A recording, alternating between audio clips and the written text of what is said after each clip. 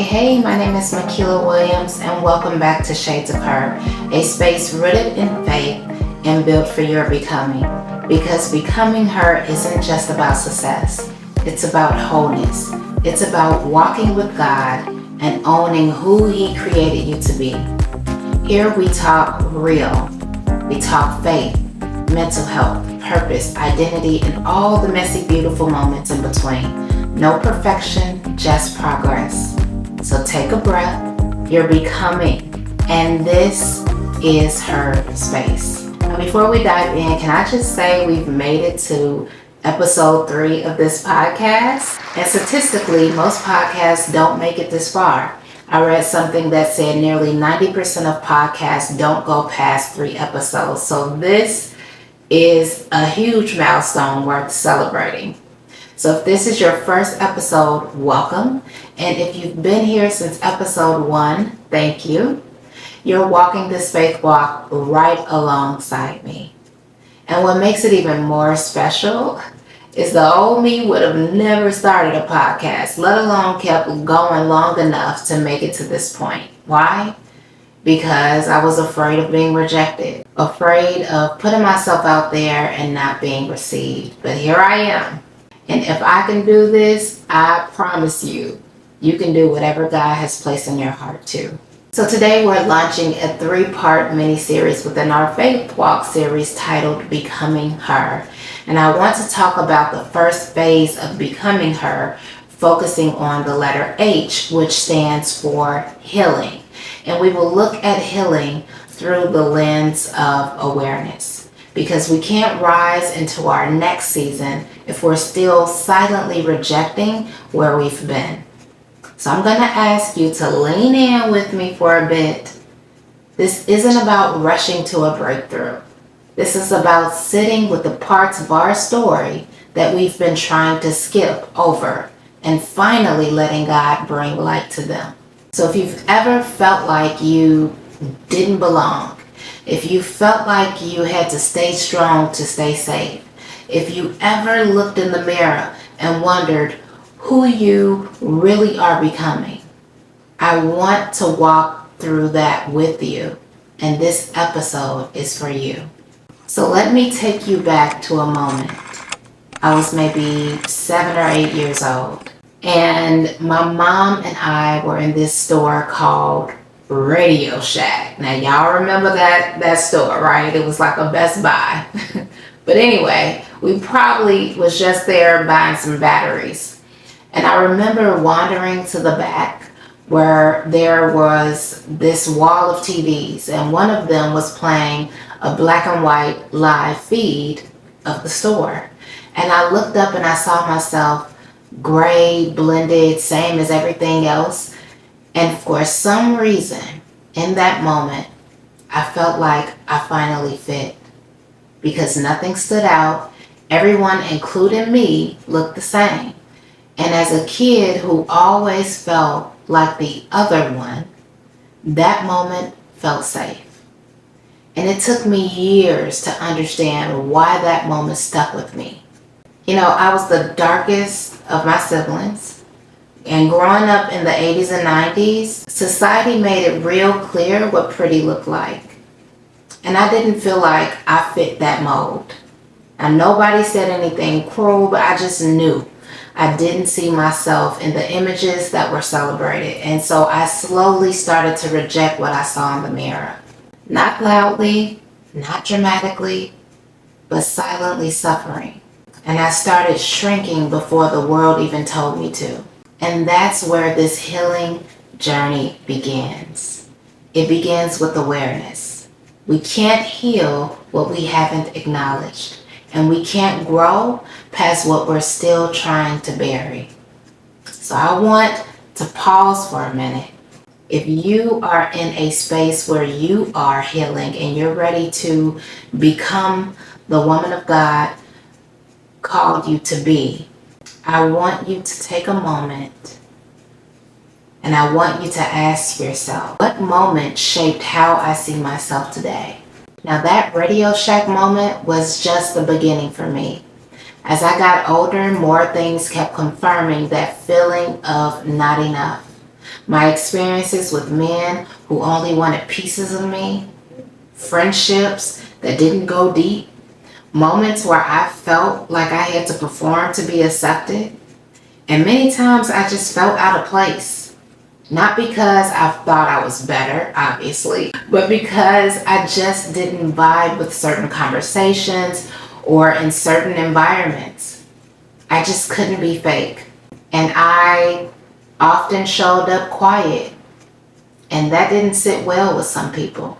So what did I do? I put on a mask, the strong one, the I got this mask, the mask that says don't ask me if I'm okay because I'm good.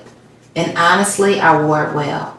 But underneath all that strength, I was tired.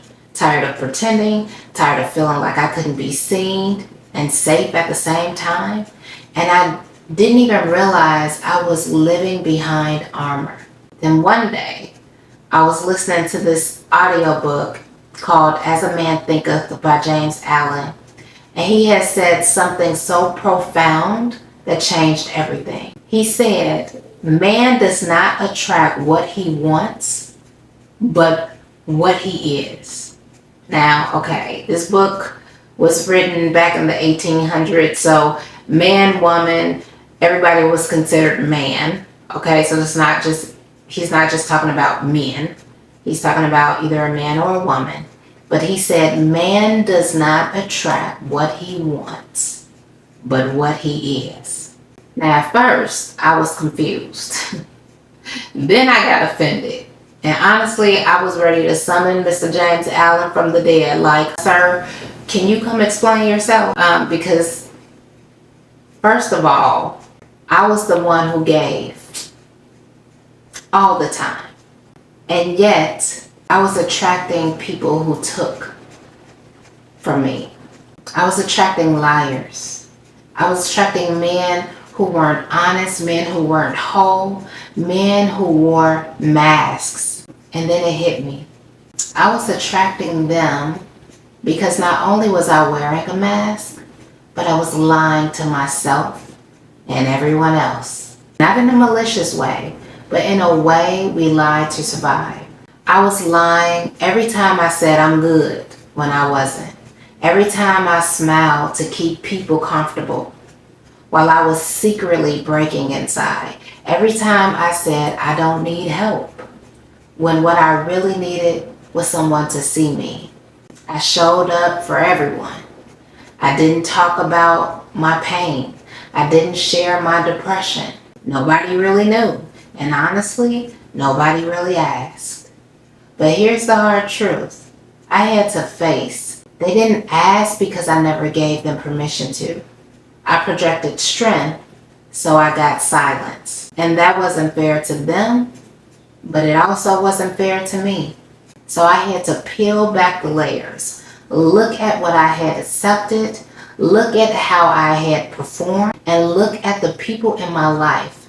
Some who were never supposed to stay, and some who couldn't come with me because their healing wasn't my responsibility anymore.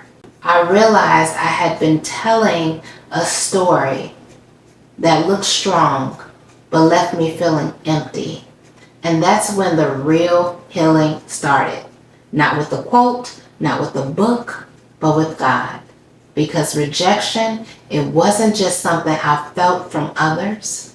It was something I had internalized. And you know who reminded me of that? One of my favorite stories in the Bible, Joseph's story.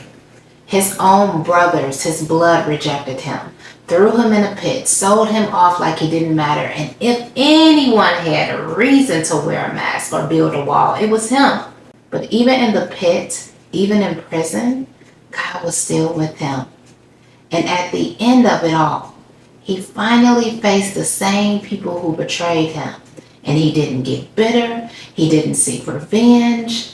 He simply said, what you meant for evil, God meant for good. That part by itself, and period. That's not just his story. That's our story. God didn't let their rejection destroy him. He used it to position him. And I realized maybe every place I felt unwanted was really just a detour into purpose. Maybe the rejection wasn't punishment, it was protection. Maybe I wasn't being overlooked, I was being set apart. And what I didn't know then was that God wasn't just trying to heal my heart, He was reshaping my identity. And that reshaping required truth.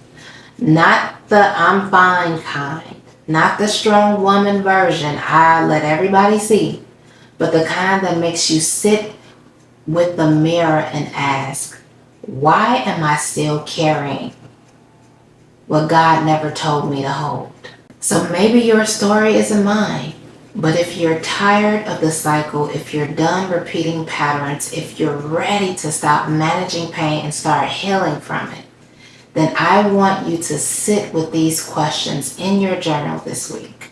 The first, what am I carrying that I've never said out loud, not even to myself?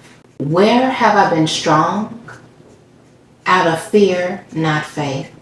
And finally, what cycle is God trying to break that I've been too afraid to face? Now, whatever your version is, the healing still starts the same way, with truth, with courage, and with God.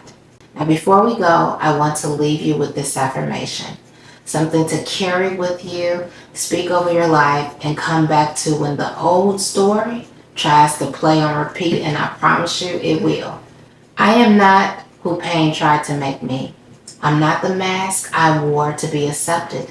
I'm not my past or anyone else's projections. I am who God says I am, whole, worthy, healed in process. I release what was and I receive what is, and I rise into what's next, unapologetically and fully becoming her.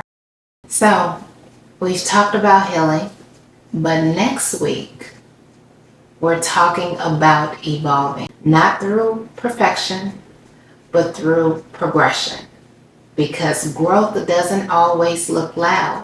Sometimes it's quiet, and sometimes it's messy, but it's still movement, and it still matters. So please stay tuned. You don't want to miss it at all.